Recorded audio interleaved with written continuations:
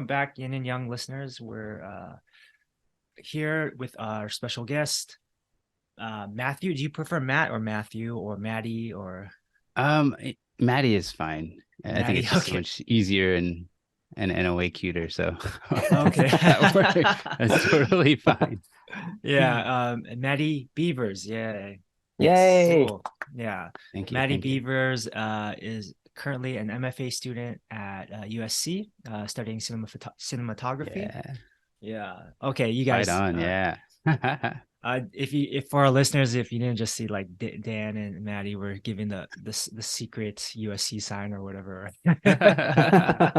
V for victory. V for victory. Yes, Oh, okay. absolutely. And I met Matt back at CSUN when he was doing his undergrad, Yes. and studying film production, I believe, Mine cinematography. actually was television Oh, production. television Oh, production. Yeah, Interesting. Okay. but very similar. Very similar. Yeah, so film TV, so TV production. I was doing the master's program in screenwriting at the time, but Mhm. our degree allowed us to take an undergraduate class. So I met him in a directing class actually, Yep. and we hit it off. Him and I met his friend Alex. We all hit it off, and Yeah. yeah, I just been keeping on and off up to date with Maddie's life on his Instagram, which I'll link below in the description. Definitely check it out. He gives a lot of great advice about cinematography, filmmaking, and also sharing like snippets from his life. Very cool, interesting stuff, especially for anyone that's interested in film or just wants to just follow a cool person. You should check out Maddie's Instagram and website. So yeah, Thank you. without further ado, yeah, how you been? I've What been you been up good. to? Yeah, I just literally finished my semester at USC, so I have one more to go. But I've been kind of I filmed my senior thesis this last semester, so I've been super busy with that. And so it's nice to finally slow down. Classes are done, finals are turned in. So I think right now I'm just going to try to take it slow and kind of just hide out for a little bit until next semester. Cool, Are you man. from Southern Yeah. California? I actually grew up in Camarillo, California, so like Okay. Ventura County, but I was Yeah. born in Fresno area, Right. specifically Tulare. So I kind of grew up in the Central Valley, but Oh, second grade on until like freshman year of high school, I lived in Camarillo. So I kind of have roots in several places, I guess. nice. Yeah. And your family, so you so Camarillo, so you split your time between Camarillo and Central Valley as a kid, or Yeah, kind of did. Yeah. A lot yeah. like my dad's side of the family hugely lives in like the Fresno area. Okay. And then Camarillo was more of kind of closer towards my mom's side of the family, the Filipino Okay. side. So yeah. Okay. Cool. And your dad is African American and your mom is Filipino? Yes, yeah, Nice. correct. Okay. Did she speak Tagalog to you at all growing up or I wish. It my mom was the last child of seven to be born in the Philippines. So when Oh, she was 2 years old, they migrated to California. And at that point in time, my grandma, my grandpa, they 100% assimilated to the American experience and culture. So she didn't speak it, she understood. And it actually wasn't Tagalog, the main one. They spoke Ilocano, which is kind of like the sub or one of the second largest languages spoken in the Philippines. But I mm, didn't get to learn any of that, unfortunately, because my mom didn't learn it, and so it was kind of lost, unfortunately. mm. But you're learning Japanese now? Yeah, right, which is like completely different. Yes, I have been learning Japanese for 2 years, and I've taken a break because of school, but I know a little bit of Japanese, which is pretty cool. Hi, where are you taking onegaishimasu. classes? Well, yeah, where are you taking classes? Right? Yeah. So the first year I studied all by myself through apps. Uh-huh. And then I bought a couple of books, a couple of children's books. So I kind of learned as far as my own kind of will to learn would take Right. me. And then after that, I Mm, wanted to continue to learn more. And so there's this app called italki on my phone. And I downloaded that and I got to meet a sensei, and Ayaka Sensei is her name. She was my teacher for an entire year. So we had conversations. It was like one-on-one over Zoom. It was during COVID, so it was like perfect timing because what else is there better to do? So I kind of really dove into the language at that point. That's pretty cool. Yeah. I gotta take that down, italki, because I know, Yes. yeah, my cousin's like interested in learning Chinese and Japanese. So Yeah, mm, it's a great app because you get to like see the instructors. They have ratings. They have a little introduction video, so you can really get a sense of like who you're going to be sitting down with every day or however often that you decide to study. and then is your interest in learning Japanese because of your love of anime? Because I see Goku flying in the background. I did that on purpose because I had a feeling we would talk about that. That is kind of the reason why I'm into learning Japanese. And I guess for me, it all started when I was a kid. A lot of us in Northern America growing up, our introduction to Japanese culture, to whatever Japan was through anime. So that's like everyone, or a lot of my friends and myself, obviously, that's our entry point. So Right. growing up, I was just like, oh, Japan is anime, and that's exactly what it is, and that's all that it is, to a kid, a teenager. But then growing up, you start to realize, wow, the culture is beautiful, the food is amazing, the land is impressive. And so you just start to realize there's so many layers to what Japan is. It's not just anime. Right. And that's when I really fell in love with it. And, I, to the point, so much so, I still want to live there. I would love to still visit, of course, but I think the idea of living in a place that has evolved in my mind would be really, really awesome. So, yeah. Yeah. I think that the experience might be a little bit different for different people. Absolutely. It But varies for sure. but houses are very affordable right now, Yes. especially in the Yeah, countryside. So if that you're would be willing to great. like hoof it and just like rough it a little bit in the countryside outside of Tokyo, outside of the major cities, I Mhm. think you can get like a decent house for like 100,000 or something like that. Oh, wow. Yeah. So, see, there you Yeah. go. Even more reason.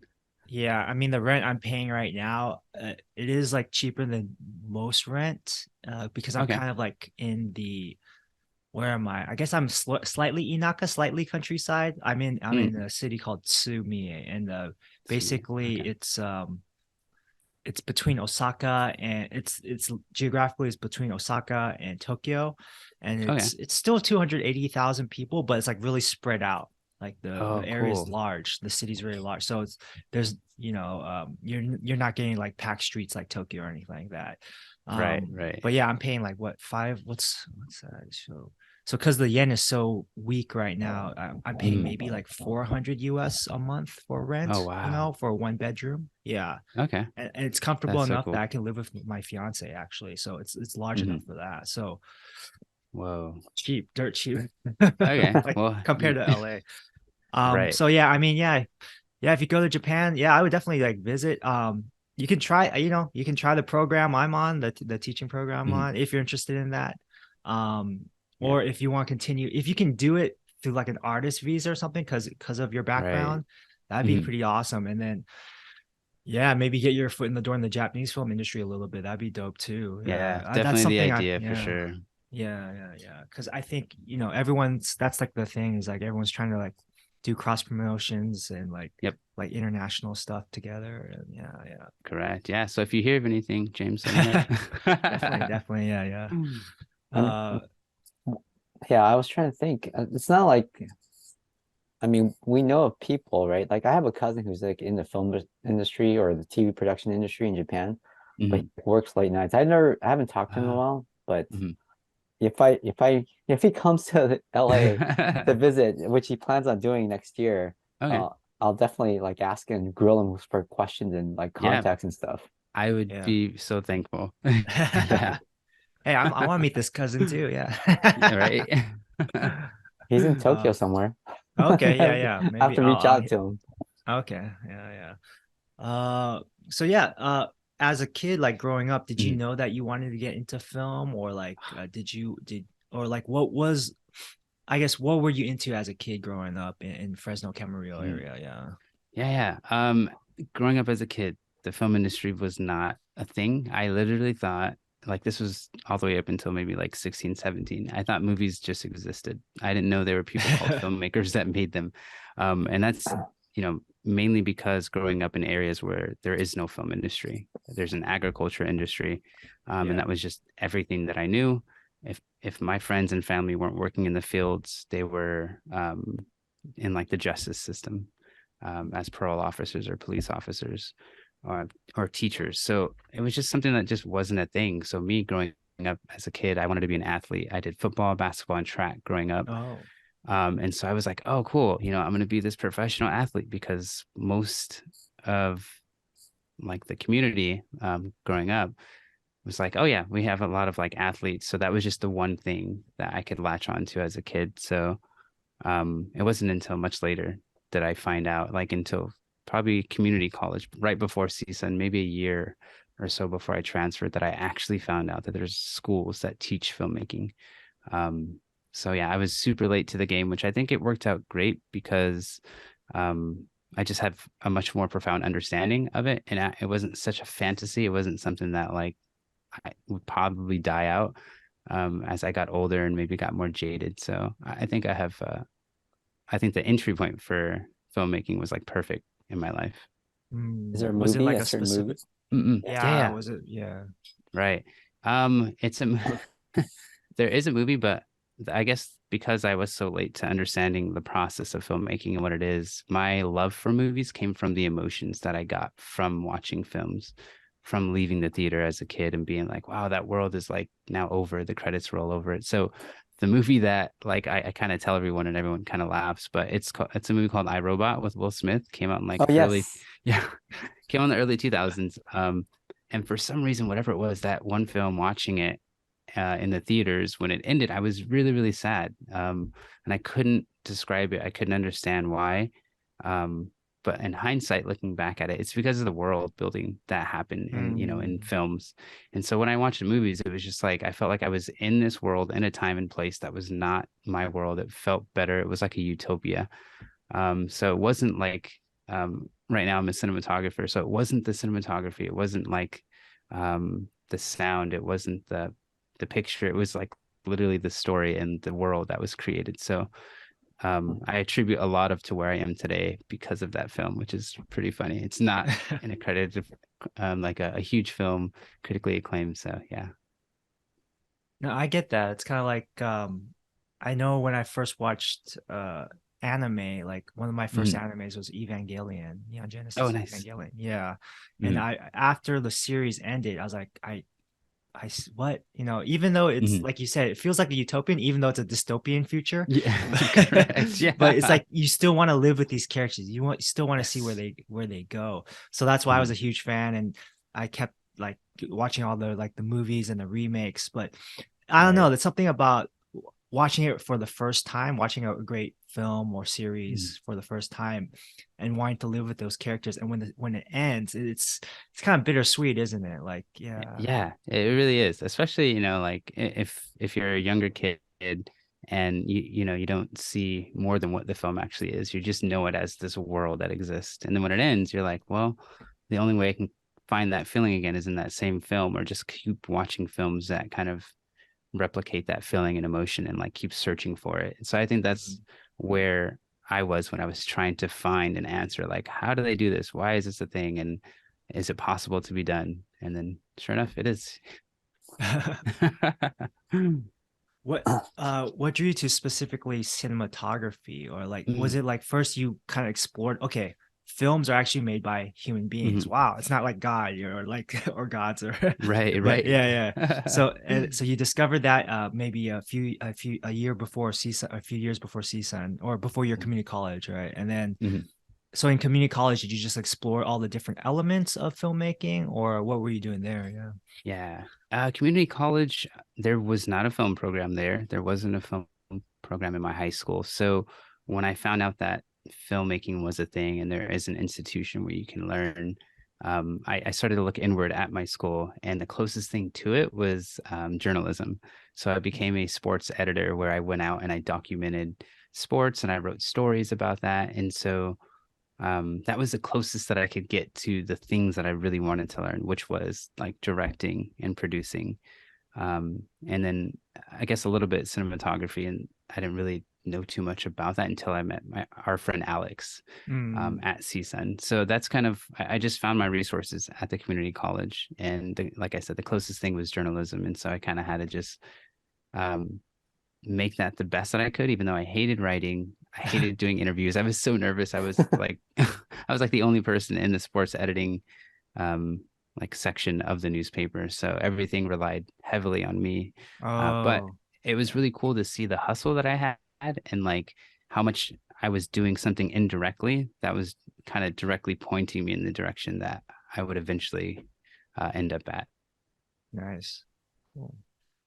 And then so at CSUN where we met, like when I met you, I think what year, what that was like 2016, Yeah, 2017 maybe? Yeah. it might have been like the last year For you, right? Okay. for me. Yeah. Yeah. Because So you by transferred, so then you were at CSUN for like 2, 3 years? 2.5, yeah, Two and a two and a half. half years Okay. to be exact. Yeah. Yeah. Okay, so that was like your last-ish year. And then like Mhm. where were you feel like how were you feeling at that point in your life? We're like, okay, oh, Right. cinematography, I'm all in, or you're like, this is kind of cool. Let me explore it more. Like where were you at? Like, yeah, not to put words in your Right. mouth, but like where were you Yeah, at? no, not at all. Great, good question. For me, I think I was all in as soon as I Okay. found out that cinematography was a thing. As my friend Alex was like, "Oh, you like photography, so maybe you would like cinematography," and I was like, "What the heck is that?" And he was Yeah. like, "Just think of it like taking 24 photos a second." And so I was doing photography before that. I was telling you I was a sports editor. Um, so my idea of taking a photo and like kind of lighting at that point as a photographer, I thought was really difficult. And so when my friend Alex, our friend Alex, told me about cinematography, I was like, my first question to him was like, how do you light moving things? Like, how does that even work? Is that even possible? And so I Mm, think that kind of question really drove me to figure out how to do lighting and how to be a cinematographer. And it also helps too that when I was growing up, I was like, I love technology. I think the first thing I ever bought myself was a cell phone, and I was 14 years old off of mm, eBay. And I always loved computers. Um, and so I think the technology aspect of cameras and kind of like the techiness of it, whatever, really made it super easy to blend in the world of like storytelling and like visual storytelling to be exact. So it was a wonderful segue for me. It just totally worked out. And yeah, I think that's when I knew I was like, this is it. I don't care about directing. I don't care about producing. I'm going to do this mm. thing called cinematography that I can't really pronounce well. My parents have never heard of it, but that's what I want to do. Yeah. So after discovering cinematography, is there like a movie that you go, oh, that thing is just so beautifully shot? Or are there like several movies, I'm sure, that are like, oh, I just got to watch that over and over again because it's so beautiful. Right. At the time, honestly, I think I was more, like I said, that burning question of how do you light moving subjects? So Yeah. I really wasn't into like critically acclaimed beautiful films. I think really for me it was like the huge blockbusters. My mind Mm, was just like, how in the world do they do this with the green screen and light it? So I really looked up to a lot of films like in the Marvel universe Uh-huh. at that point in time, and that was kind of like for me that was like the Super Bowl. That was just kind of like that is the pinnacle of what the cinematography thing could evolve into. So at mm, first it was just like I was just so technical about it. Like, where does this Right. light go? What kind of light is it? Is it hard? Is it soft? High key? Low key lighting. So I think at that point in time, it was just mainly like just figuring it out, not necessarily understanding like the science behind it or like how does it line up with the story. It was just like, oh, okay, that's where that light is. That's where they put that. If that makes sense. Yeah. But what about now? Are you still thinking like, oh, MCU movies are like the pinnacle of technology and yes, Martin cinematography? Scorsese has something to say about that. Yeah, Yeah. No, for yeah. sure. At this point, I honestly still am like very interested in doing films that live in the Marvel universe. And I think even more so now because I understand the technology that it takes and I understand the Mm. technique and the dance that happens between beautiful visual storytelling, films like stuff that Roger Deakins does, Ah, yeah, or Deacons, yeah. you know, right? And so like my thing is just how do I marry beautiful visuals like that are unique and that are very special into a world that is very formulaic and that is very technical, Right. such as Marvel. And recently, I don't know if y'all have seen Black Panther 2 Wakanda Forever. Yes. Yeah, one of my favorite films, and it's such a beautiful film. The Yeah. cinematographer, Autumn Durald Arcapal, is Filipino woman, and Oh she's wow. probably yeah, she's one of my favorites. She's from Palo Alto. She grew up in that area. Oh hey, Bay Area, Um, what's up? Yeah. right? Yeah, Exactly, yeah. I'm Bay representing. Area kid. Yeah. Yeah. Yep. I figured. So, Mm. yeah, I think right now I am definitely interested in that, but also I just want to marry the two. Like I would love to be known for having work similar to what Autumn Durald does. She's a Mm. huge believer and user of anamorphic lenses. And I Mm. think that might have been the first time that I can remember that a Marvel film used anamorphic lenses or leaned into it that heavily. So Um, anamorphic, just for our listeners, that is that 2.35 by is that 2.35 or what yeah, okay. So that's yes. for our listeners, There's that's like basically what is that? Oh yeah, if you could explain it's real like quick. Yeah. yeah, it's like the really skinny frame. It's not very tall. It's much longer than it is taller. And if you're really familiar with J.J. Abrams and Star Mm. Wars, the signature way you can kind of tell and notice a anamorphic lens is either the shape of the bokeh, which is the out of focus lights. They're going to look very ovular, like an oval, or you're going to see light streaks. Like there's going to be a streak of light that like runs all the Oh, way across the frame. So Mm. it's an effect, it's an emotion, it's something that um, was brought up in like what was it? I think the 40s or 50s. I could be wrong about that. But the reason why they have anamorphic was because TV kind of came out and a lot of people stopped going to the theaters.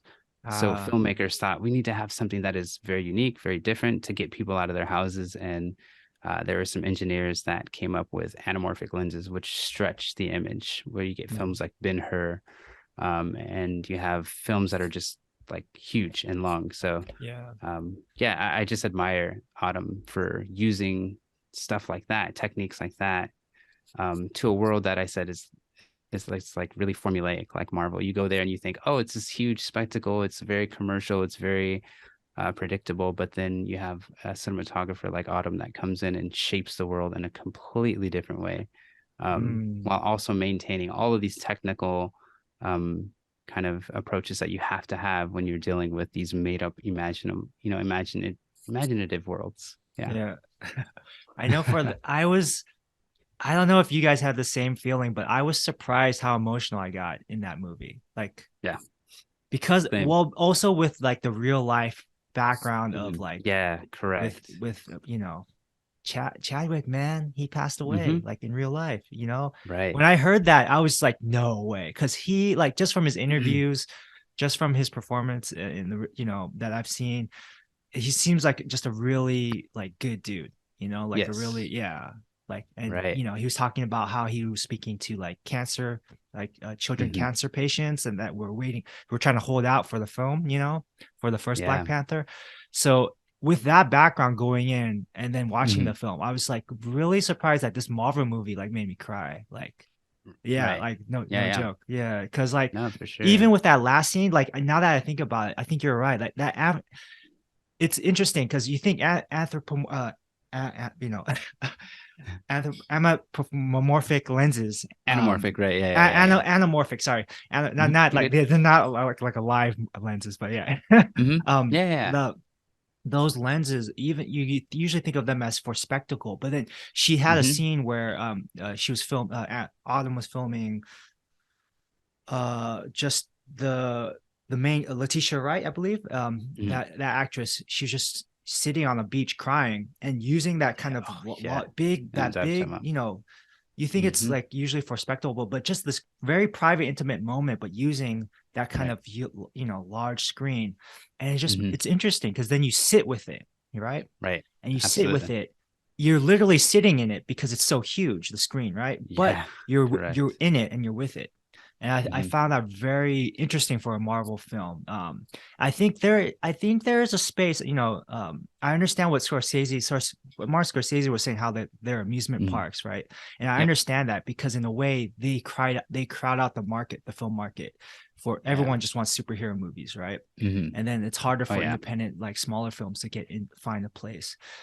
So I think there might be a space for, I don't know if you agree with this, but I think there might be a space for trying to, it's tough though, because I'm a little bit on the Scorsese side. I kind of agree with you, but at the same time though, I can see how it's kind of like all these people who work for, like, maybe people who are very progressive, they might say, but they work for maybe major companies like Apple or whatever, and they try to change from within. They try to change these huge companies or these huge systems from within. So I think there might be a space. I think that's also why you see with even Shang-Chi, that director, he did a film called Short Term 12 before, and that director, he started independent filmmaking. Same with Chloe Zhao, who also did The Eternals. So I think there might be a space for creative voices or independent creative filmmakers to maybe add their spin to like this huge franchise, and also in a way maybe help people also introduce them to like some of the previous films and some of the smaller works that they've done. Because I don't know, I still miss that. I don't know if you still feel that way, but I kind of miss, because I fell in love with film, with like independent like films, like more films MCU movies are not gonna, they cater towards like a certain audience, right? You're not gonna get they have to. You're not gonna get the people from the Midwest or the flyover country or flyover parts of the states or the United States who are going to go like, what? I want to go watch like an Akira Kurosawa movie. They're not going to do that. No matter, even they might be fans of Black Panther or Wakanda Forever, they're not going to go back and see some of the independent stuff if the story is not universal or that they can't relate in some way. But I'd be very curious, Matty, to see what you think of Avatar Way of the Water, because that's going to be like another technical achievement, right? Because it's absolutely shot in water or whatever it is, and I haven't seen it myself, but I'd be very curious to see what you have to say about that after you watch it. Yeah, I would love to have another conversation about that, because I'm gonna go see it in the morning tomorrow. Actually, just got my tickets today. But the technical feats that these films and filmmakers come up with and have to create really inspire me. Like I said, my passion for cinematography started from like a technical side of things. So that is always the driving force for me. And as I've navigated through the world of cinematography, I've picked up and I've learned to appreciate the visual storytelling elements of it, and like, why do certain images, certain frames make people feel these ways. So that's always kind of like along with me on the journey as I try to figure out and look for challenges that are technical. Because my other friend who's also a cinematographer, he made an interesting point, how like cinematography is kind of like that intersection between technology and art, right? Because you're working with with like cameras, a lot of technical equipment, but at the same time, how can you translate that to artistic vision? So I found that kind of interesting. Are you absolutely? Are you working as an AC at all as well, or you're just focusing on your studies right now, or are you working professionally right now too? Like I do a lot of freelancing work, so a lot of my stuff I do with like small businesses, companies. So I'm kind of like the one-man band where I do everything, from filming to directing to editing to sound, which is cool. But outside of like my own personal stuff, I only actively search for cinematography roles. Sometimes I feel like pretentious, and I feel like I need to I need to like just take this AC job because I could get money, more money from it or whatever. But I'm at this point of my life and my filmmaking career where all I want to do is just cinematography. Like, I don't want to spend a moment not doing it unless it's for my own personal kind of business on the side. Which is cool, because a lot of my friends are like, okay, great, I know that 100%, like, this is the only thing you want to do.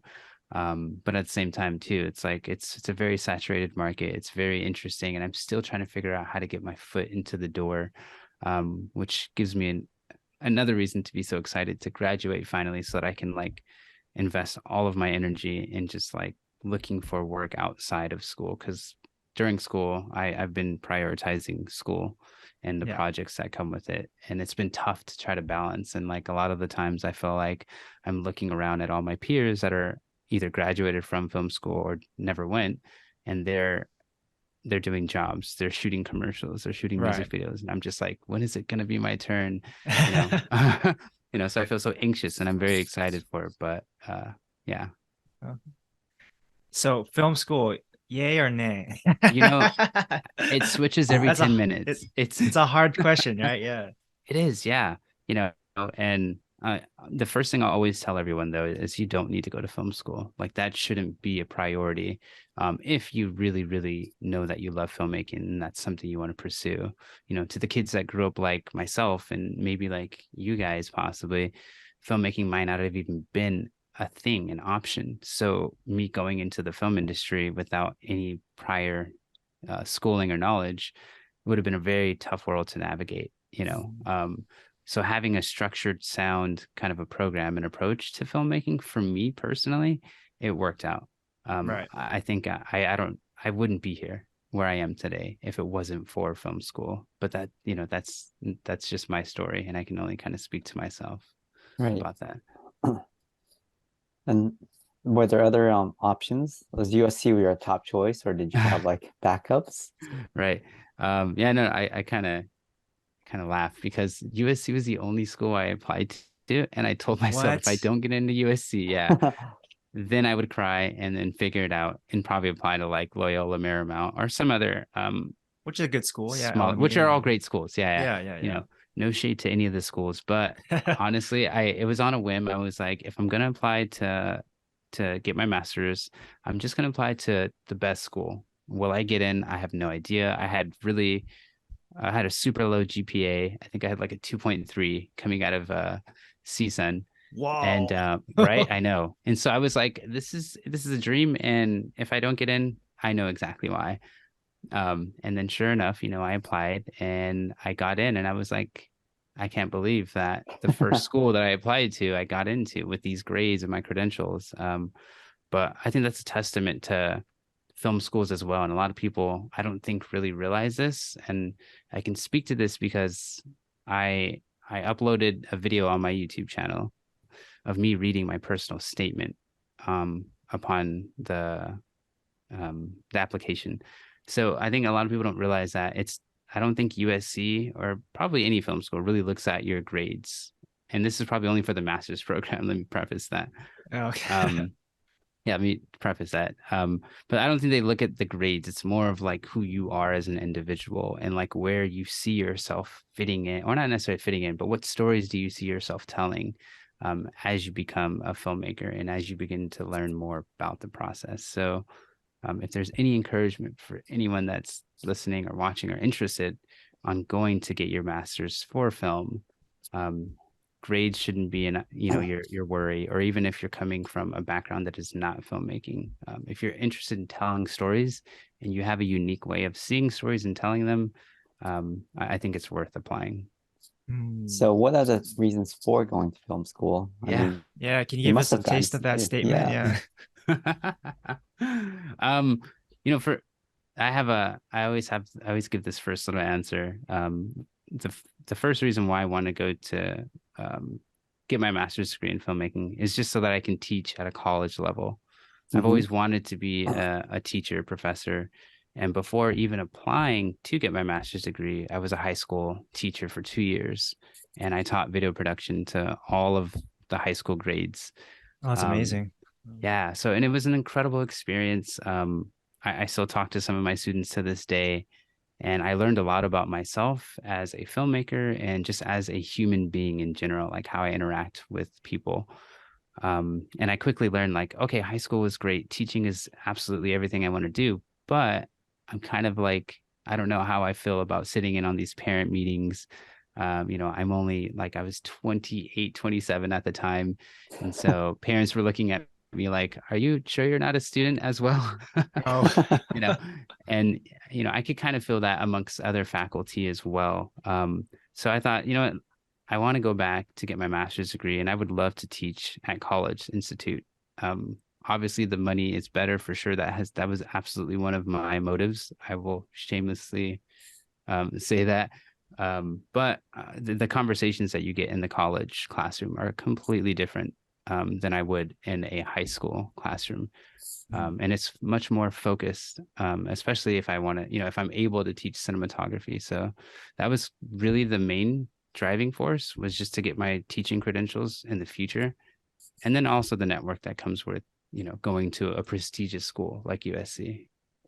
Are you making use of that network? Because it's pretty important. I mean, I went to business school at USC, and I Mhm, didn't realize the the main reason you're there, right?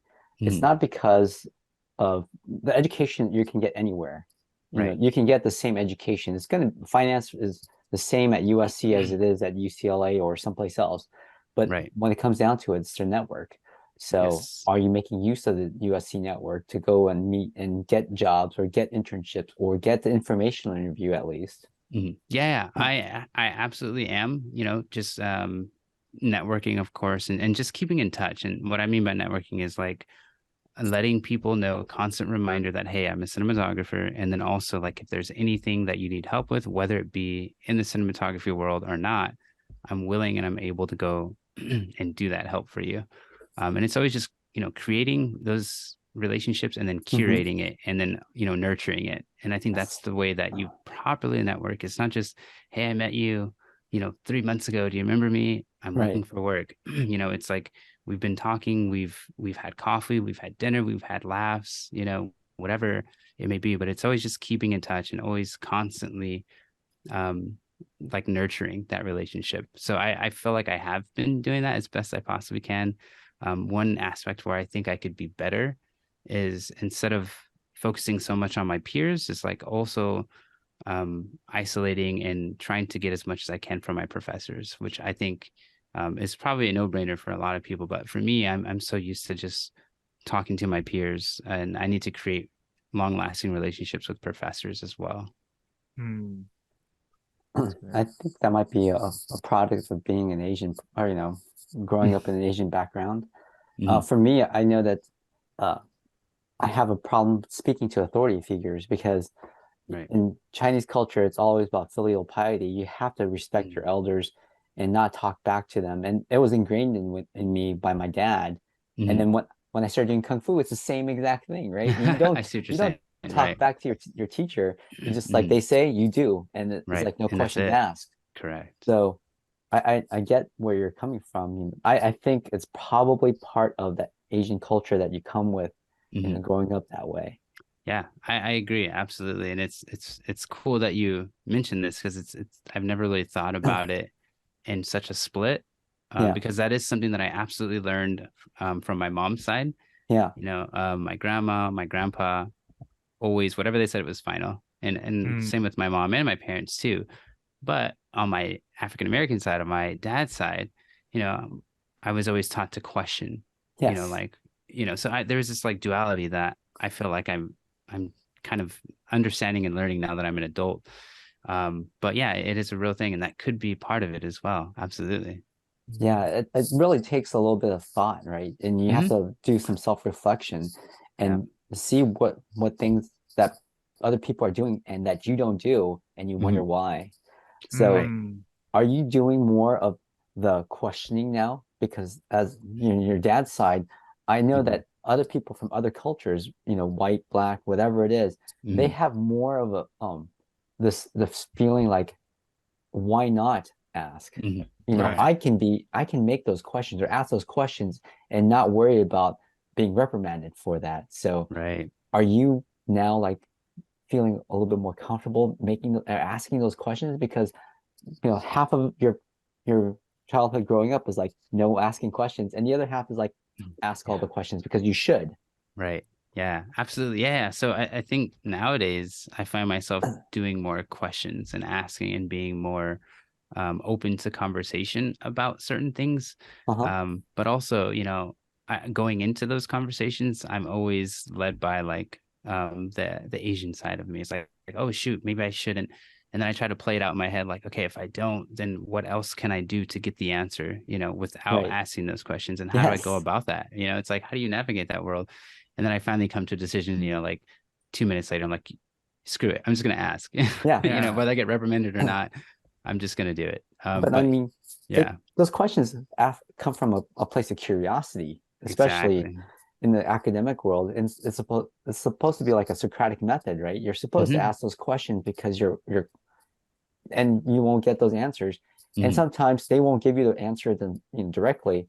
And at least you voice it, and then you sometimes will answer that question after you voice it, right? Exactly. Yeah. Yeah. And that's the thing. Yeah. And it happens too where I'll ask the question and then it'll be quickly like dead ended by like, oh, like I don't get the answer that I'm looking for, or maybe Perfect. they don't have the time to get it. And so at least I've thought out, okay, like if I don't get that answer, or if I didn't even ask, I at least have some sort of grounding of where to go. So Right. whether or not I get an answer, I at least have my own answer. Yes.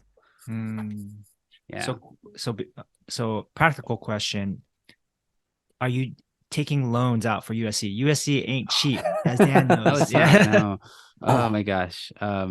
I am taking out loans, and this is the biggest number I've ever seen in my life. I'm like, wow, am I gonna buy a house? Is that what I'm doing right now? Yeah. Does this come with a house? Oh Um, man. so Okay. yeah, I absolutely am. And it was something that I thought very hard about, going into graduate school, which I think everyone should and everyone does when they decide to take that step. And lucky for me, I had a family friend at the time, who he's a lawyer. And before I even applied, I spoke to him and I was like, how did you do it with school loans? Like how are you still living after all that? And to his credit, he was just like, if it's something you really, really love, spend the money, take the time, do whatever you need to do, move heaven and earth to get to it. Um, Although it may be expensive, but if you're going to pay for anything, it better be something that you absolutely love. So Mm. when he gave me that answer and those words of like guidance, it really reassured, like, okay, I know I'm going into this huge hole of money, but at least it's for something that I know that I love for sure. And I know that can be lucrative as well. So how am I going to pay off these loans? I'm still trying to figure it out. But but I'm really happy to be where I am right now, and that's in massive debt. So it's cool. Yeah. But you're basically making a wager on yourself, right? At that point. Exactly. Yeah, You're, yeah. and then if you're not going to wager on yourself, then no one else is going to take a chance on you either. So you just have to Exactly. trust who you are and You your really do. ability and your passion for it. And then Mhm. things will just work out the way they work out, or they won't. But you don't want Mhm. to go back, when you're 40 or 50 and look back on your life and like, what if, Right. Right. I didn't take a chance. I didn't take a chance Yeah. on myself. And what's so cool about that, Dan? Like, um, so much perspective has come from obviously getting older, but graduate school specifically is because it's like before I did apply, I had those questions of like, well, what if I, when I turn 40 and 50, what if I majorly regret this? And that could be a thing. But I'm happy that I decided to take that leap of faith. And I think a lot of people owe it to themselves to do that. And I think that when you're in that decision making process, you have to have, you should, hopefully you're in a position where you have people in your corner that have either one, gone through the experience, or two, at least thought about it. You Right. need some sort of perspective to kind of help guide you into that decision. But it's also a very anime themed decision, right? It is Because 100%. yeah, the main character is always about like betting on themselves. Even Yes. when nobody else will, you have to like be true to yourself and Hmm. know what your passion is and then chase after it, Right. because you don't, if you don't do it, you don't know, right? That's the Exactly. whole theme Well, about anime. to Yeah. play devil's advocate though, I do think Mm. there is also like then you have this added pressure to you gotta make money, right? Because Yes. Oh goodness. you Yeah. have a monthly thing that you have to pay off each month. Hmm. I don't know if you can like delay payment. Right. Is it with what's that company? Is it with that debt company? Sally Mae, What's that?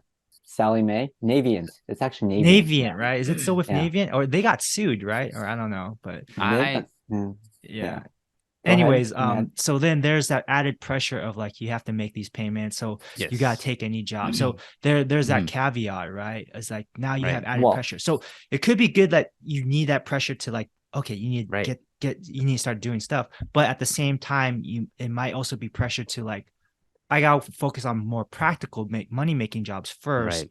versus Right. what your YouTube channel, your vlogs, your Mhm. own personal work. I mean, what do you, how do you feel about that? Yeah, no, no. I think you have to have that practicality of it. Like, hey, Yeah, you have yeah. this big number every month just staring at you.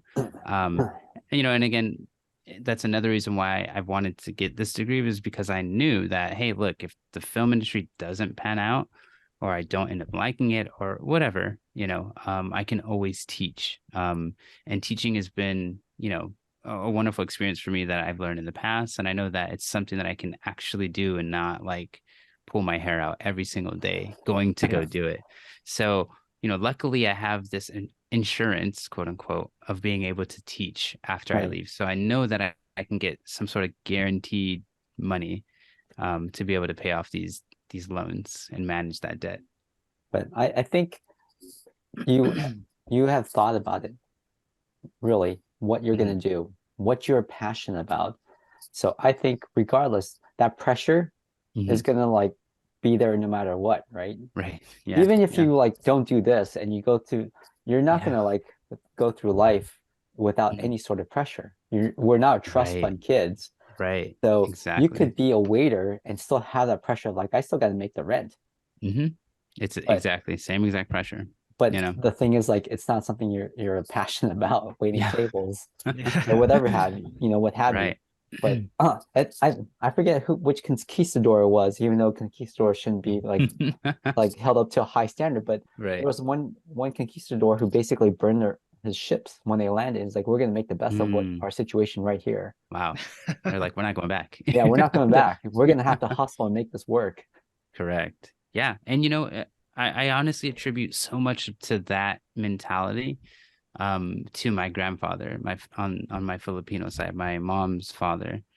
This Right. man, he was in Pearl Harbor at the time when the bombs or when the bombs hit and the airplanes were crashing on the ships, the American ships. But he was working in the fields. He always went over the boat or he took a boat ride to Hawaii and worked to provide for his family.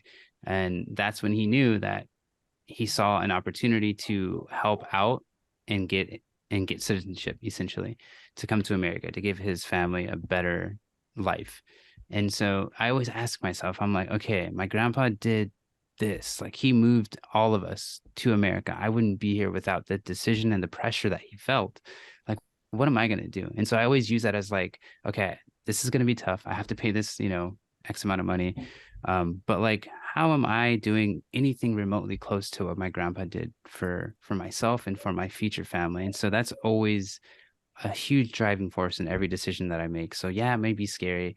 Yeah, it might be this, but I'm always like, okay, like I have to live up to what my grandpa did in some way, shape, or form. And it's not being a waiter and it's not taking the easy way. This is me really putting pressure on myself, but in a way that I, you know, I can handle it because I'm at least doing something I love. So um, if I can do that, you know, I think that it's something that anyone else can do. But luckily for me, you know, I just have this story and I have this history of people doing incredible things for their family and for themselves.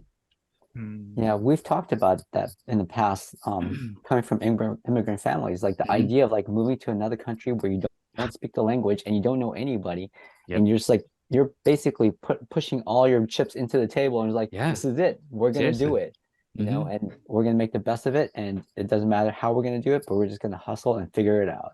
Yeah. Yep.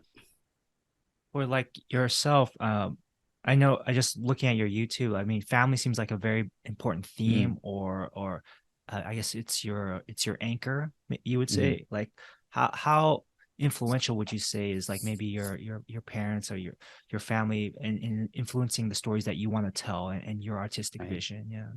Yeah. Yeah. No, absolutely. Family is everything for me, and I've learned that getting older and finally learning and understanding, like, hey, like, oh, that's so embarrassing, I have to tell my friends to take off their shoes when they come to my house, or like we're just having rice and like spaghetti, or like anything like super Filipino or Asian experience.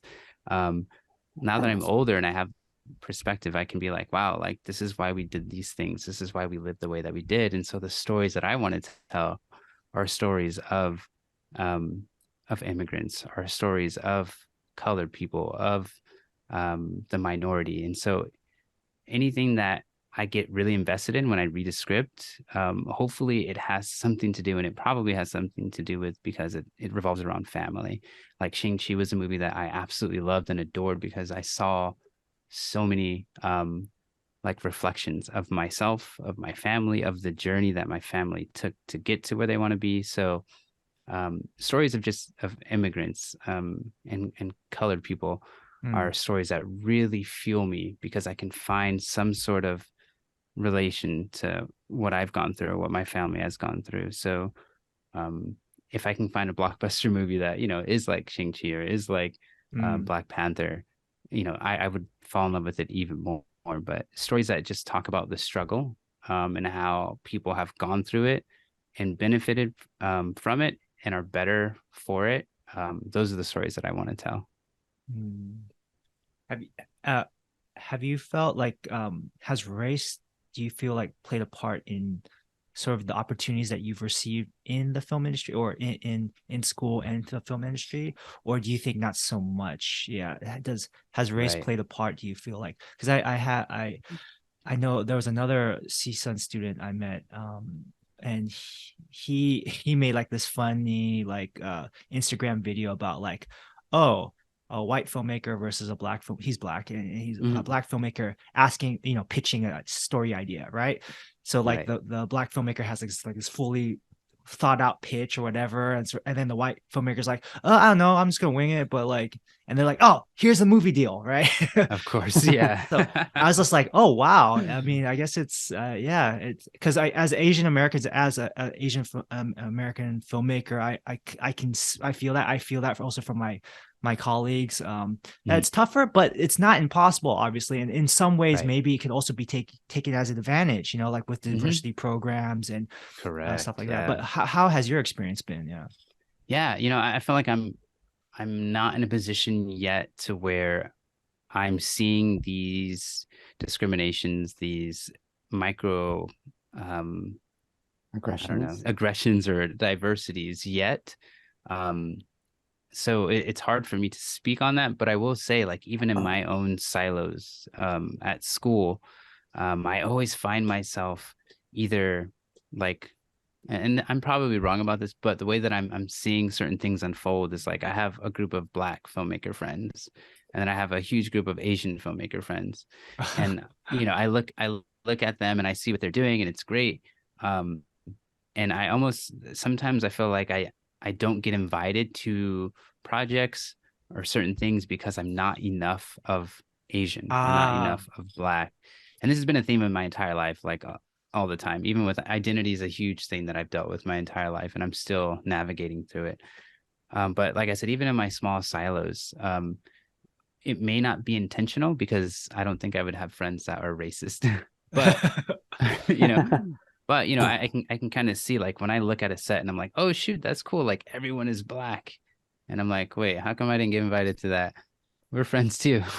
You know, and then Mm. and then I look on the other side and I'm like, oh cool, everyone is Asian over here. Like everyone. And I'm like, wait, I didn't get invited to that either. Or like, how come there's not diversity within those two groups? Mm. I feel like I sit in the middle and I have to like voice my opinions and like navigate a world where I'm trying to carry both on, you know, with both of my hands. So Yeah. I haven't seen it blatantly in my face. And like I said, I could be wrong about these things, but I do notice that there is a space where I haven't felt um where I'm like loved for like, oh cool, like we need you because you're this and this and that. Or like, or even there's not like diverse filmmaker group where it's like, oh, everyone here is like half of this and half of that.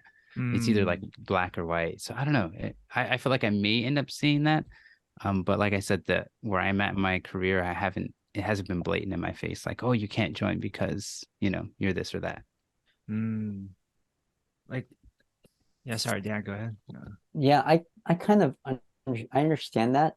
To a lesser degree, right? Because Mhm. I'm fully Chinese.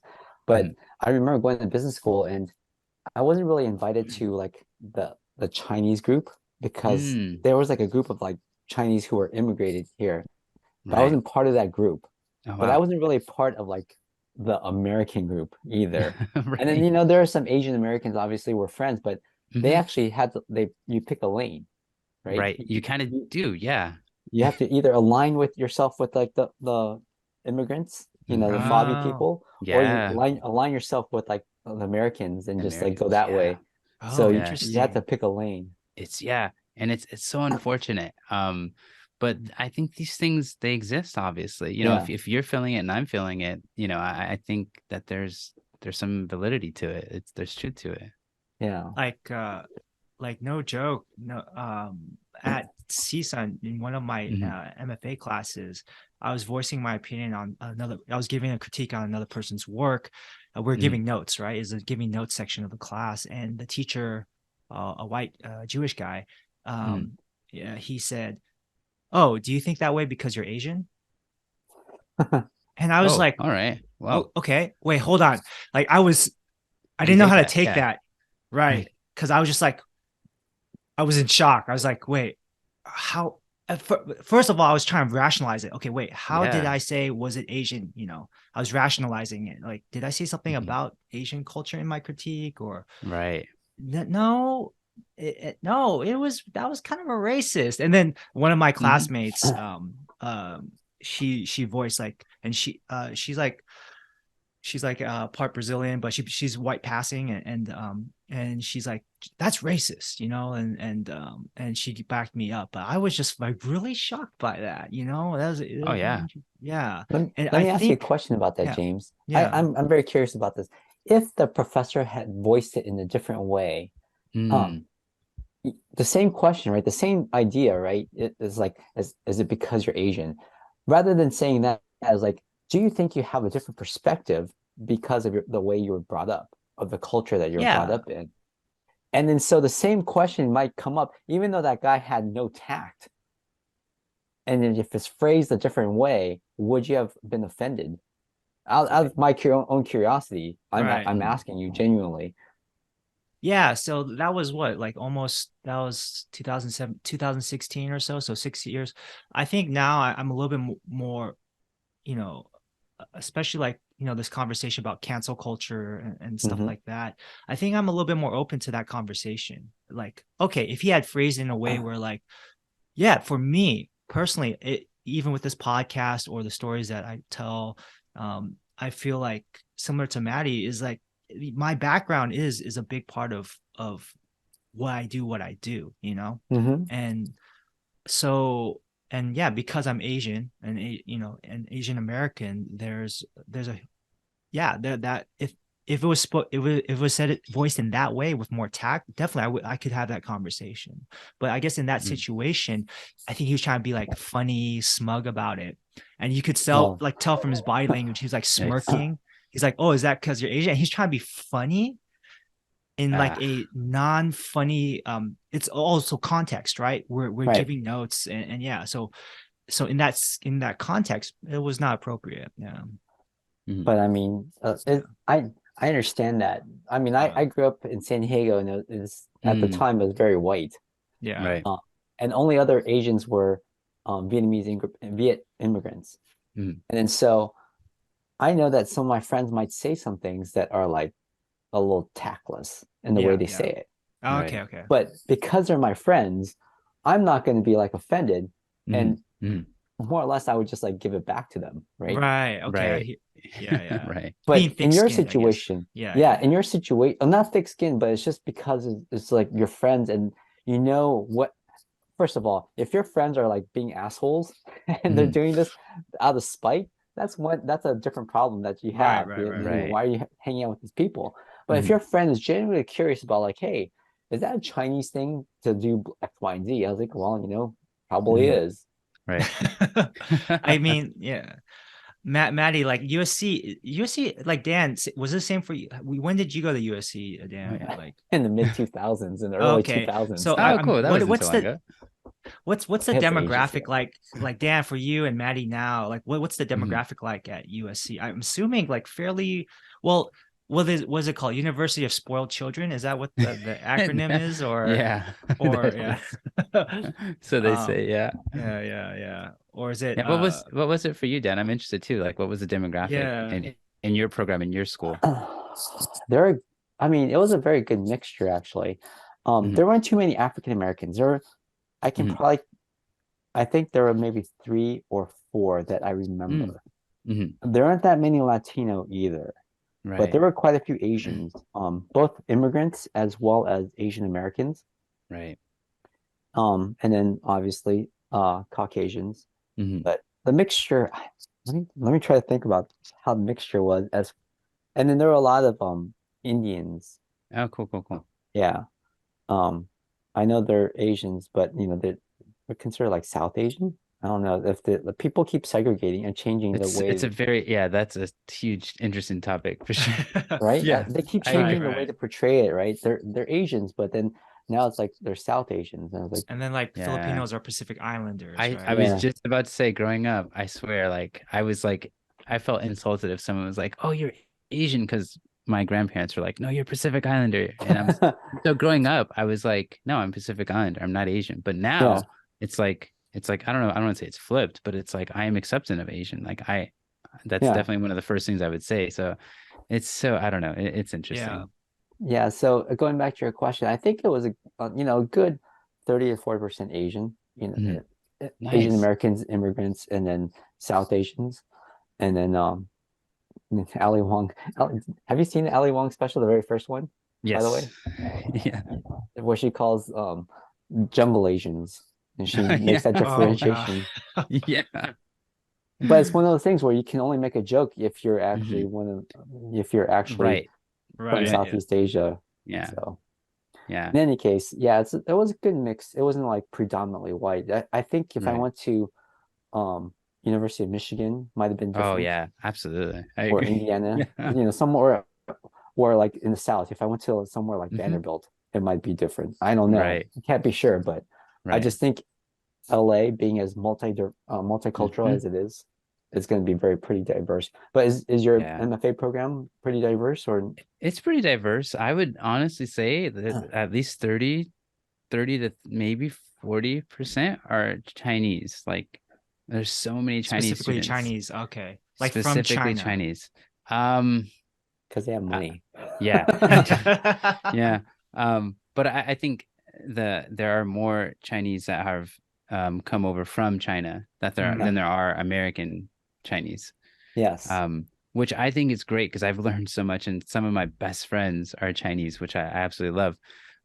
But yeah, the demographic is interesting. There is more Asian than there is any other race for sure, I Yeah. think. mm, Which I think is just lovely because I've learned so much, not only from like a filmmaking standpoint, but just about life and about the way that, people navigate the world on the other side of the world. So yeah. yeah. Have you seen Ronnie Chang's first special on Netflix? I don't think I have. Well, I I think recommend going and watch that. is that Okay. the Amazon Ronnie one where Chang. it's like, I want Amazon now, not Amazon Prime. I want Amazon like in my face. Is it that one or I Well, there's a one. Well, he's like dressed in like a really nice suit, almost like a okay. tuxedo. But Okay. um, one of the things he said is like Chinese people are like a fifth of the population, or it's not no longer a Mm. fifth, but like an eighth of the population. So what we do is the average. Oh What yeah. if you guys are not? You guys are not the average. What if I drive That's like amazing. that means that is the average. Yeah, This I is see what you're saying. what you're starting from. Yeah. That is so cool. So I want to watch that now. But yeah, I feel like there's some truth in that. That's amazing. That's great. because So we live in a white centric world, right? In Yes, America, so heavily. we view everything like, oh, everything has to be from this perspective. Yeah, But in reality, right. When you Asians make up exactly. a big portion of the population. Like a Chinese people are a big majority of the world population. Indians are a big majority of the world population. Yep. So they should actually be the standards should be shifted, right? What the average is. Yeah, correct. Yeah, that's so true. So for like yourself, where are you at now, and what you're working on? Go Danny. So Go Danny Go, that's your senior thesis.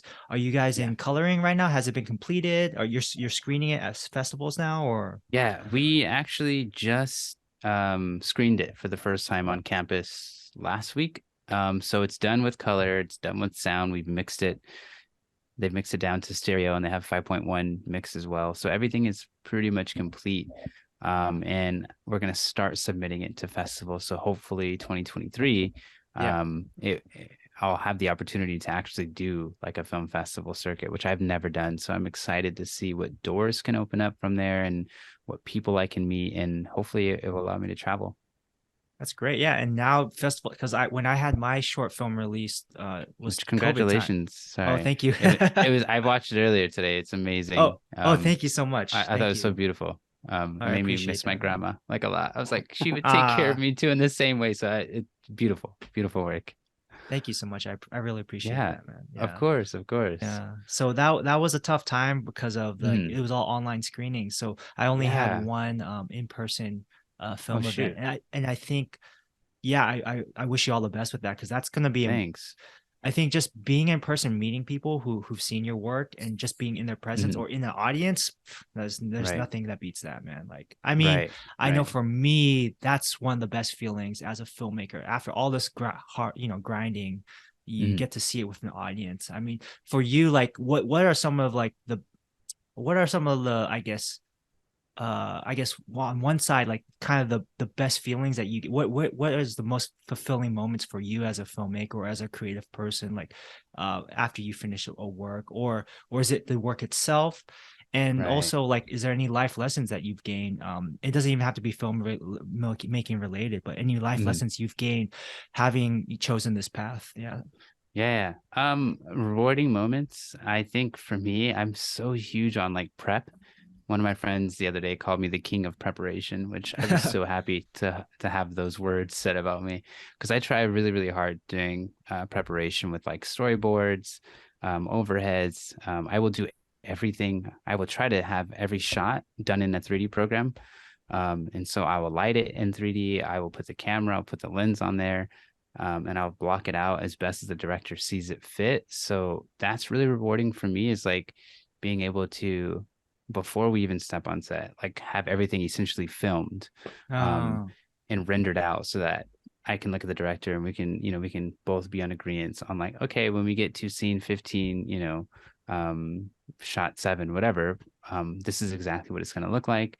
You don't have to worry about it on set. You worry about talking to the talent, and I'll worry about everything else. So it's super rewarding to have all that preparation that I do, that I try really, really hard for. And I feel like amongst all of my friends, I do the most prep. So that in Mm. itself, that hustle is rewarding, because I know that the work that I'm putting in, it should be a one-to-one relationship when we get on set, and the director feels comfortable with things. So that is something I'm super proud of. Um, and then just like forging and creating relationships on set, like meeting the talent, having small talk with them, having small talk and getting to know my camera department and the sound department. So just kind of like carrying good energy, which I think I naturally have. Mm. That in itself, like I'm so proud of who I am, because I know my worth. I'm at this point in my life where I know that wherever I step on set, I know that I'm going to come in with a good attitude, and willingness and readiness to kind of do whatever it takes. So I think that it's made me reflect on myself and Mm. really be confident, and like, okay, you're going to get good work, obviously, but you're also going to get someone who's always happy, who's always, excited about, spending extra time on trying to get this shot or that shot, whatever. Mm. And then what was the second part of the question? Oh Sorry. yeah, like Oh, life any kind of like lessons, right? life lessons. Yeah, like have how have you grown as a person since like those first times where like, oh, movies are just they always existed, to like now where you're at now. Yeah, You're actually making these dreams that you saw as a kid. Um, right. but it's not easy, right? You've had to take Hmm. loans. You've had to there's it's also, filmmaking is a very, like, you have to work with a lot of people, and not all of them are the most easy to work with, and so like Right. So there's probably a lot of stuff that you've probably, you know, come across, and maybe stuff outside of, you know, because I know you were taking care of your father for a moment. Like, what are some of the life lessons that you've learned as an adult, not just as a filmmaker, but as an adult growing up? Like, Right. where are you at now? You feel like compared to your outlook maybe 10, 15, 20 years ago? Yeah. Yeah. Incredible world encapsulating question. I think that I'm not as naive anymore. I do know that people make films, and I do understand that it takes a lot of money, it takes a lot of effort, and it takes a lot of like mental capacity, like you were saying, to speak on, you know, me helping take care of my dad. I've learned that trying to balance family and things that you deem in your life very important with the work that you do, that's very important. I've learned to try to balance it as best as I possibly can. And I don't feel upset when I have to kind of step away or put something a little bit aside for a project, or because I need to help take care of my dad. So I've become more accepting of like the process of things. Once I understood that there was a process, now that I'm here, I know that there are certain things and certain steps for each and every process, for family, for, you know, leisure time, for work. And so I think I've respected time a lot more, and just understood that if I'm working on a project, I'm going to give it my all, and I'm going to do the best that I possibly can, so that this project can hopefully last an entire lifetime. Like, just like what iRobot has done for me, I want to create this world. I want to create a place, a safe space where people can go and find little elements of themselves in there. So I think just like appreciating time in general, just time with family, and how everything all kind of, for me at least as a filmmaker, I can pull from every piece of experience in my life, and I can add up all of this time that I spent with my father, and then how can I use that to help tell this story?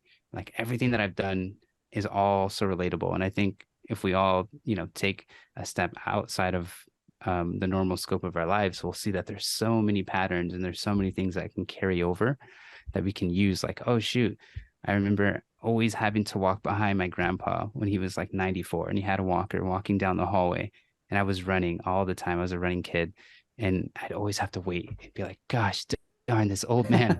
Yeah. So I feel like I learned patience right there. Like my grandpa was like, unbeknownst to him, he was teaching me patience because I couldn't run down the hallway as fast as I could. And so like, I've carried that out in my life. I've been like in moments where I'm like, I just want to get this done. We've been here for 14 hours. I'm ready to go home. I think back to like, okay, I'm behind my grandpa. It's going to be okay. Just know that you've been in this place, not in this same space or whatever, but you've been here. So just recycling all of these experiences, I think has been so beneficial for me as I move forward and I get a little older in life. That's awesome. Thank you so much. Yeah. So yeah, I guess we're winding down.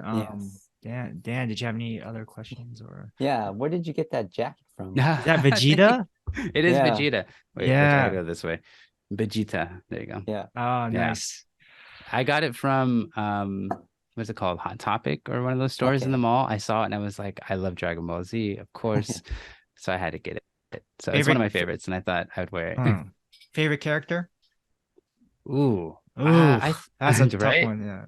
You know, growing up, it was always Trunks. But I think now that I'm older, it's Goku. I just love how he's so kind-hearted, and how he does things not for himself, but he's always trying to better himself to better the community, better the world, his family. So nah, you're wrong. Like Vegeta all the way, bro. Vegeta all the way. I know. Get out of here, Goku. Right?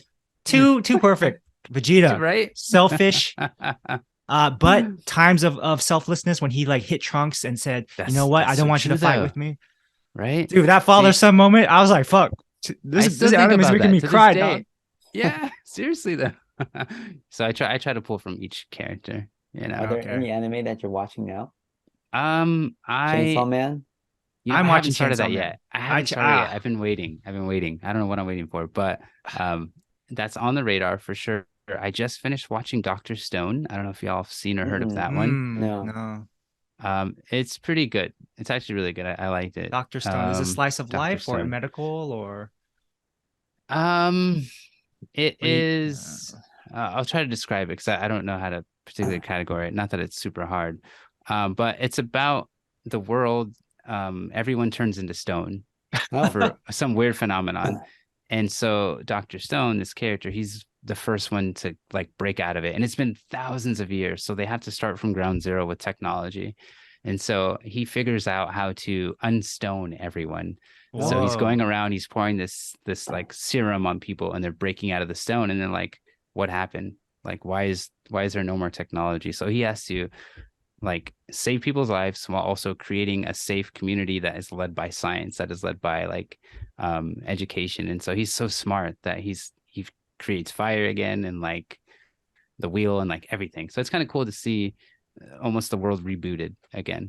right. Mm, Yeah, it's like a really happy, positive one, which I'm a sucker for this.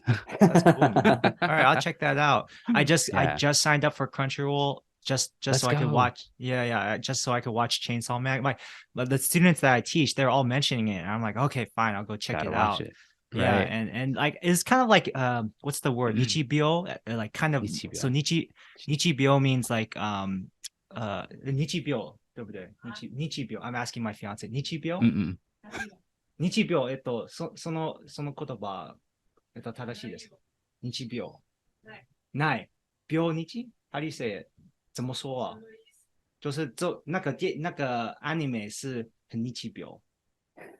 It's funny listening to him speak in Mandarin and Japanese at 然 the 后 same 日 time. 秒就是 Right? 那个日秒就是那个 anime 的 Incredible. 病，对不对？日秒。中二病。Oh, sorry. 中二病。Sorry, 中二病。谢谢。中二病。Shit. I Yeah, love it. yeah. Wow, that's so my brain. Yeah, sorry. Chunibyo. No, So it's chu is like chugakse, right? So junior high Middle? school. And Middle. ni is a two, right? Chu and then Oh, byo means sickness, right? mm, Chunibyo. So I guess this is my sometimes we do a language oh. corner at the end. And so for our podcast, and so I guess for my Mm. contribution would be chunibyo, which I thought so basically it's like eighth grader sickness. So Sickness? eighth grader sickness is Oh. like basically these eighth graders, they're just eighth graders, right? But Mhm. I have this secret monster inside of me that needs to like release its power. I have this great okay. talent of I have basically delusions of grandeur, magical Right. fantastical grandeur, but you're just a freaking eighth grader. So that's why it's That's called amazing. That's eighth grader sickness, or in Japan. Oh, okay. Yeah. Second year. So anyways, so Chainsaw That's Man, cool. I got that.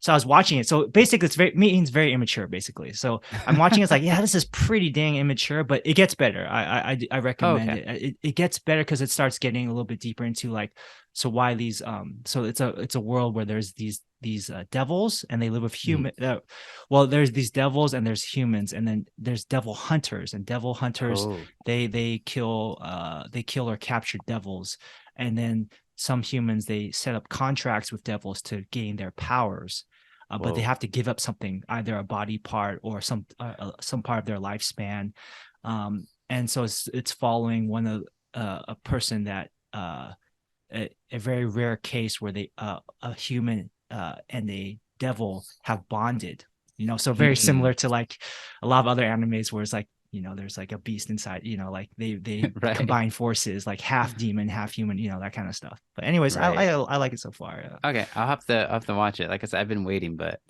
it's cool to hear a little bit more about it.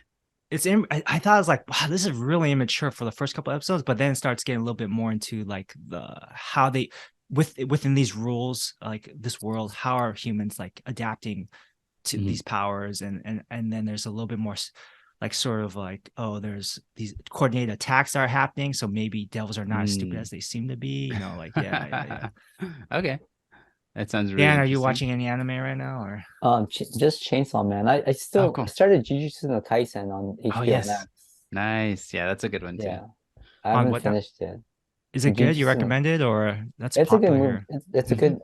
It's similar in the sense to Chainsaw Man, that they're like exorcising demons and like stuff like that. Oh, yeah. They're not making contracts to bond with them though. Okay.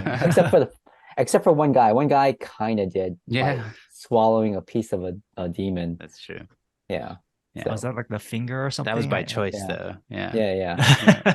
But it's kind of weird because like he was just, even before he did that, he was like already superhuman. He didn't really Right. care about pain and just like did things, and it just became over the top in that way. But Yeah. anime is going to be over the top. Right. Yeah. Okay, so one thing like we're gonna start doing is maybe asking our guests. We're called Yin and Young podcast, so like you know, kind of like yin and yang. Yes. Yeah. What's something in your life that you're that's helping you stay balanced? You mentioned balancing work and family, and your father's doing better now. He's doing okay, or with his condition, he's consistent. So I mean, that's all that we can ask for. Yeah, that's great to hear. But yeah, is how do you stay kind of balanced in your life? What are some things that you do? Do you meditate? Do you go for walks, or like what's something that you like to do? Yeah, I think for me, just by virtue of living in Los Angeles, I drive a lot. Okay. So I think for me, it's just like really putting on a podcast or like listening to music and really trying to find balance as I'm driving, because you know driving can make people go crazy out here. Yeah. But I think I found happiness in just sitting behind the wheel and having control. So I think just for me, balance has been just understanding my role in the world, in this car, on this freeway, and just understanding that every little thing that I do, you know, really dictates where I'm going in life and what I'm doing. So in a sense, I've never really meditated, but I find driving for me is very meditative. It allows me to really just kind of focus in and put things in perspective. So I would just say, what podcasts?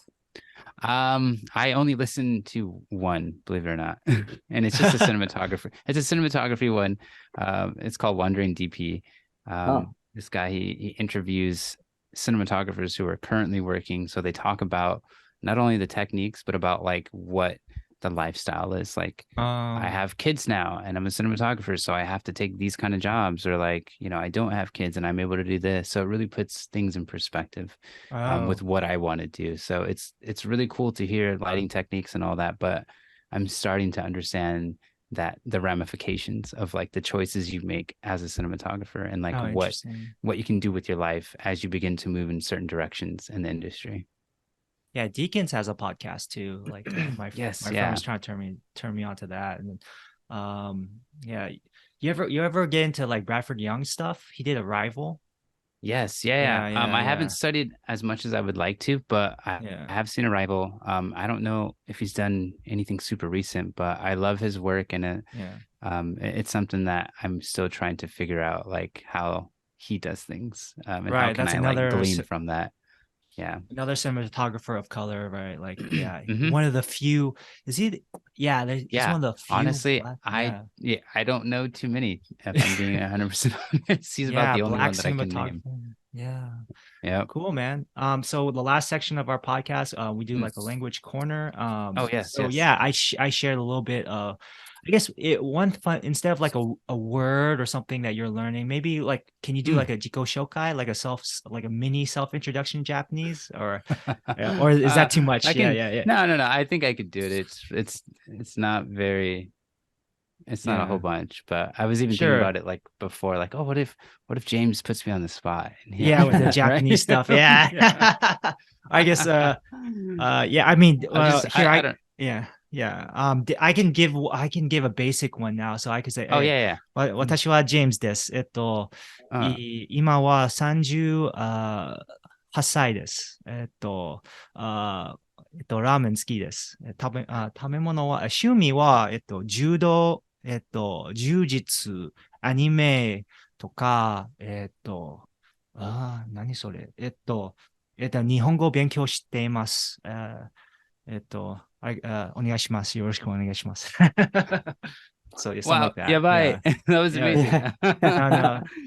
Dan, do you know Japanese too? Yes. Oh God, I'm even more pressure now. Oh my gosh. 私はダニエルです。趣味はサーフィンとカンフー。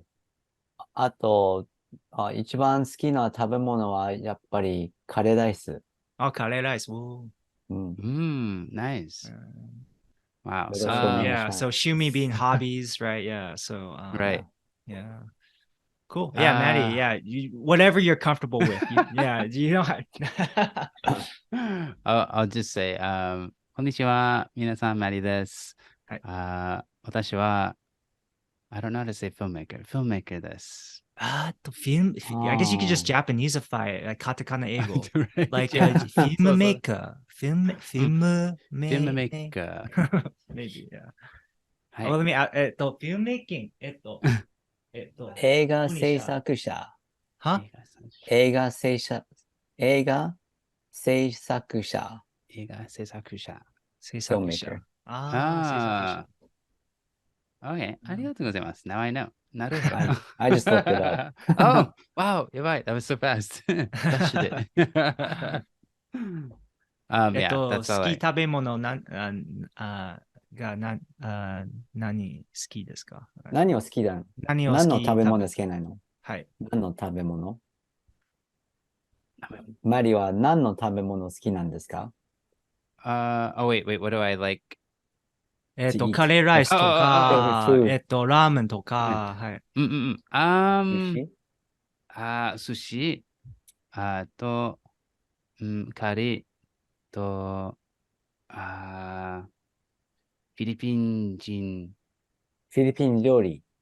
そう、フィリピン料理。そう。フィリピン料理。Yeah, Philippine Jean is like Filipino people. It's been such a long time. フィリピン人の料理。大丈夫ですか？Like Filipino people's food? No. Philippine, okay. 中華料理と日本料理、you know, Yeah. 和食、洋食。Mm-mm. If you say Philippine Jean 料理, Okay. Yeah. I got Okay, yeah.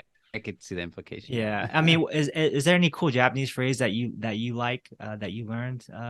Man, my learning has been so like basic. I think my vocabulary is very limited, you know. It's all good. Yeah. Same. But I don't know. I use like I guess some of the phrases that I can say that I use and I speak to myself. It's just obviously like, oh, yabai, like that's cool. Or No, like, yeah, "Ah, yabai naruhodo." is a good Or like, one. oh, Yeah. そうですね、そうですね。面白いですね. Like, oh, that's interesting. Or like, oh, that's funny or whatever. Yeah. And you know, growing up, yabai was like, oh, that's bad. Oh, It has like two Yeah. meanings. Right. That's two meanings. It's a connotation, right? I think. Yeah, it's like Yeah. yabai. It's like, oh shit. It It can mean, oh shit. Yabai. Right. So like the older generation, I think the older generation, they don't like hearing the younger people saying yabai, I guess. Yeah. As like a cool thing. Like, As a well, cool thing. I mean, we Oh, do. I see. We do it in English though. Oh man, that's stupid. I see what that's you're saying. bad. You know, like, That's oh, bad. damn, Oh, that's bad. Yeah. Bad as in good, right? As Like, in oh, good, damn, yeah. that girl's body is bad. You know, like, yeah. That's badass. You know, That's badass. that's stupid. Right. And then they even take out the e part, like yaba. Yeah, but like instead of yaba. All right. Yeah. Well, yeah, Maddie, any last words? Anything you want to plug right now that you're working on before we sign off? Yeah. Only thing I can think of is probably that's accessible right now. It's just my YouTube channel. Probably check that out if you want to learn more about me and my family and the things that I'm up to on a weekly basis. I do weekly vlogs every Wednesday. So yeah, if you're interested, Very cool. check it out. It could be fun. Who knows? Matty, Matty, Matty Beavs, Beavs. Yes. With a space in the middle between Matty and Beavs. Yeah, I checked it out. And yeah, you put up. Yeah, I'm inspired because you're putting out stuff like from years ago that you haven't released recently. Yes. Yeah, so I saw Kid Famous, and I saw cool. Yeah, Kid, and then with the one about with Fame, where Yes, I really like that whole opening sequence where he has the introduction written on the box. That's like, right. Oh, you saw that? You noticed? Yay! That's so cool. Yeah. I was just like, whoa, that's pretty creative. Yeah. Thanks. Yeah. That's so cool that you watch. I appreciate it. That means a lot. Man. But Definitely. yeah, that's where you can see a lot of my work and just I don't know, get to know the person behind or on the screen or whatever. Awesome. But thanks for this Matty. opportunity though. Seriously, I appreciate it. It was fun talking with you both. And yeah, I look forward to maybe doing it again in the future, talking about awesome after Avatar. After Avatar, yeah. Exactly. All right, peace out. Yeah. All All right. right, bye. Take Thanks, care. y'all.